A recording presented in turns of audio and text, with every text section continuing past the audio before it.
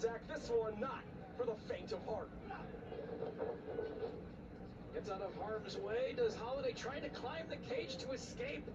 But pulled off the top rope, and flurry of punches now from Charles Mason all over Holiday in the corner, taking away the midsection as well. Richard Holiday does not get paid by the hour. He wants to escape as quickly and as swiftly as possible. He doesn't want to give Charles Mason any sort of opportunity to keep his hands on him.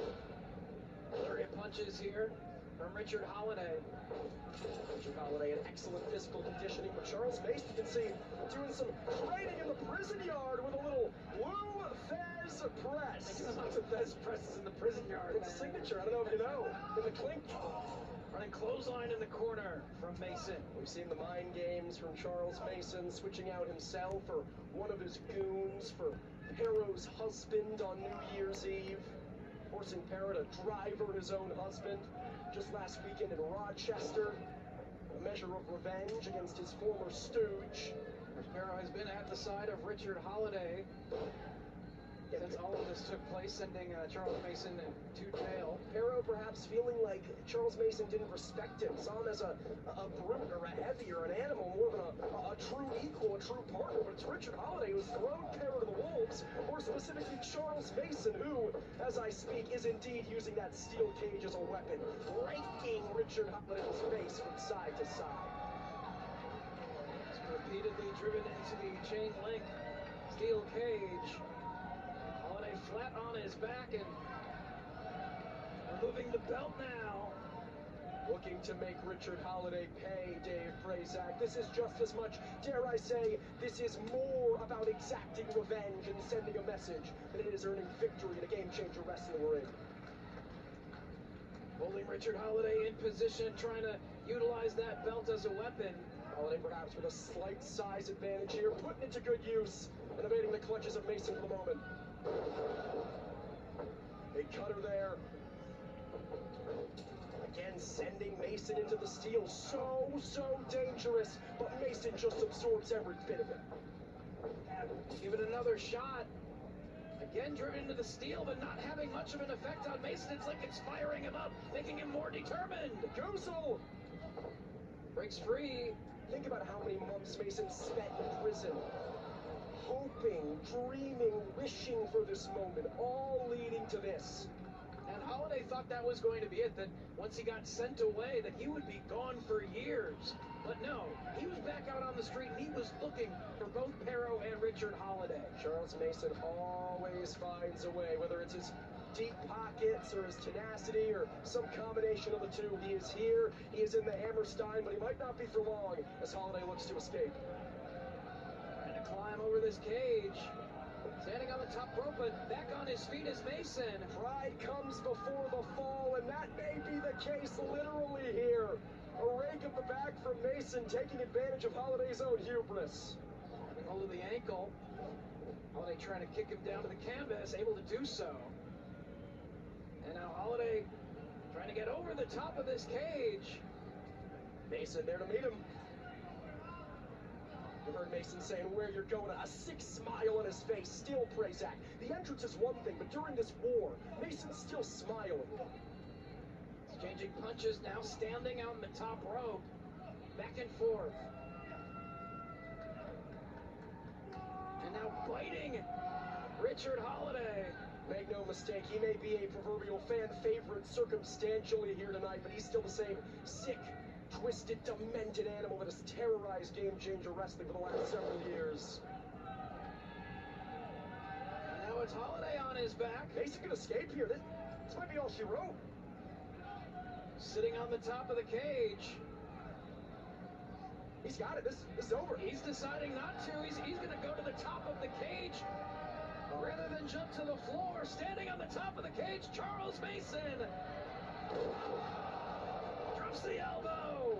Bit of a froggy bow there from Charles Mason.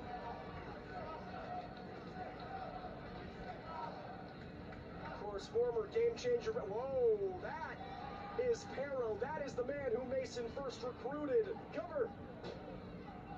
And a kick out. First recruited back at the tail end of 2022, his running mate in the rich and powerful, only for him to turn his back and side with Richard Holiday, the snitch. Now what is Pero doing? Entering the cage. This is much more about much more, than financial allegiance. Oh, no. Referee Dan Perch sent into the steal by Pero. Pero's own husband brought into this. He's made it personal. Choke slam. You don't stalk a man in his own house and expect not to pay a price for it. Come on. Pero lending the helping hand, but he just took out the referee. Reaping what he sows here is Pero. You can see Pero strategizing. Grabbing hold of the referee and sending him back inside the cage to make the count. No! Shoulder up at 2 3/4. Now, Dave, you have to think, if Dan Perch was in the ring at the moment of the initial cover, even that weak, lackadaisical cover from Holiday, he would have won the matchup. But as it stands, the delay enough for Mason to get that shoulder up. Pero still at ringside, sending some weapons inside the cage. I saw a door slid through the cage door to be brought inside that cage and utilized. Chair now as well, a couple of them. No respect for law and order from Pero. Already a dangerous, twisted individual, but after bringing his husband into this, stalking his husband, tricking Pero into hitting that driver on his husband, what we saw last weekend in Rochester, he's unhinged here. It's basically a 2-on-1 situation with Pero lending a helping hand to Richard Holiday with all these weapons, and now both of them are inside the steel cage with Charles Mason, and Pero's got him with that door propped up in the corner. Hold on, what the? Who is this? Before he can do any damage, up on the stage, it's Slade! Long before Richard Holiday, hell, long before Pero, in the Jersey Championship Wrestling career of Charles Mason, it was Slade who stood by his side, his most loyal ally, and now Slade is back in a GCW ring. Here to even the odds, staring down Pero inside the cage and spears him through the door in the corner. See Slade with that orange jumpsuit, you think him and Mason reconnected in prison? That could have been the case. Mason may be pulling some strings to get him out, even the odds here. Whatever it may be, even the odds he has, Slade grabbing Pero by the hair, talking him out of the ring. Keeping this a 1-on-1 situation between Mason and Holiday inside the cage, as Slade continuing to fight out on the floor with Pero. Pero sending Slade into the waiting arms of fans at ringside. No one is safe. And no one is in control here. Continuing to battle, but it's keeping it 1-on-1 inside the cage. You can see Mason with steel chair in hand. Richard Holiday doesn't even realize what happened here. Trying to pull himself up in the corner. Back on his feet as Holiday's got the chain in his hand. Introduced by Pero. And what kind of sickness does Richard Holiday have in mind with that? Wrapping the chain around his fist. The chain and the chair being used as weapons across the back with the chair repeatedly now. Look at the red marks on the back of Richard Holiday, and now Mason just digging that chair into the throat, into the chest, any part of Richard Holiday's body he can get that steel lodged into. Mason is doing just that. In full command of the matchup for the moment, Charles Mason waiting for Holiday to get back to his feet, still holding onto that steel chair. You know what they say, Dave Prazak? Snitches get stitches. I never thought I would hear a Charles Mason chant from the GCW fans. Mighty cold day in hell, eh? Come on!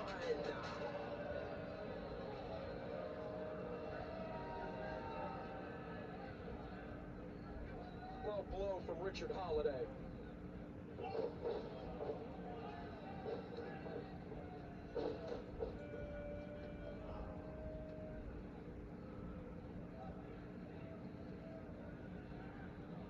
And now Holiday stepping through the ropes, trying to open the door here. Hold on. He's not done. No, he's not leaving the cage. Charles, you're damn right I snitched. I am not sorry. I fucking hate you.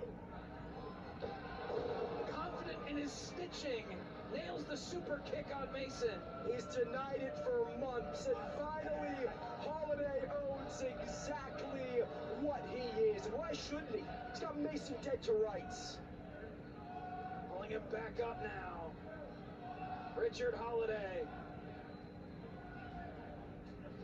Just spitting right in his face. Sheer and utter disrespect. 2008 from Holiday. Kick out at one! Charles Mason is still in this. Where the hell is Charles Mason getting this from, Brazak? Turns him inside out with the clothesline. New life breathed into the root of all evil. Double knees in the corner. Mason with Holiday, death belly driver. Into the cover. Oh, but Holiday gets the shoulder up, looking to choke him out here. Sleeper applied. Immediately back onto that sleeper hold. No wasted motion. Like a rabid animal, Mason staying on top of him here. Holiday trying to fight out of it. Trying to kick his way free. He's on top. Near fall for Holiday right there. Nearly stole the victory, and now Holiday again. No butterflies the arms this time. Backbreaker. Right across the knee. Boot to the face as well.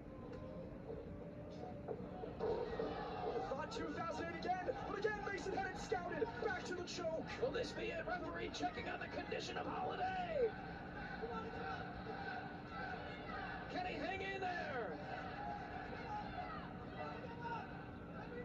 Mason cutting off the circulation. He has that chain in his hand. And Mason doesn't realize it. Mason doesn't realize it. Sure he does right now, trying to get hold of that chain. And he has the chain wrapped around the throat of Holiday. Richard Holiday snitched on Charles Mason for being a murderer. Oh, he's going to commit another here tonight in the Hammerstein Ballroom. And the referee calling for the bell. Charles Mason, your winner. The winner of the match, Charles Mason. Charles Mason spent countless sleepless nights in prison manifesting this moment. And tonight, it came to fruition. In his native New York, Charles Mason stands tall, conquering Richard Holiday once and for all.